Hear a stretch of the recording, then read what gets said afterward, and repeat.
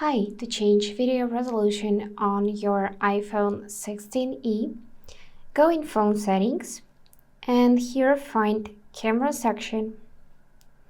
Now from the list, choose Record Video and you'll see some options, so you can choose either 720p, 8080p or 4K, each with different FPS. So, most compatible for social media and general use is 4K at 30 FPS, 4K at 60 is high efficiency videos, so you need to confirm this. And by default, you'll see 720p HD at 30 FPS. But to be able to record with good quality, and to save up some storage space, you can choose 1080p HD at 30 FPS.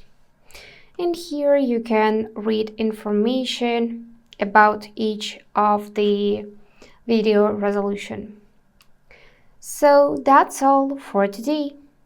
If this video was helpful, please subscribe, like and comment. And I wish you all the best. Bye bye.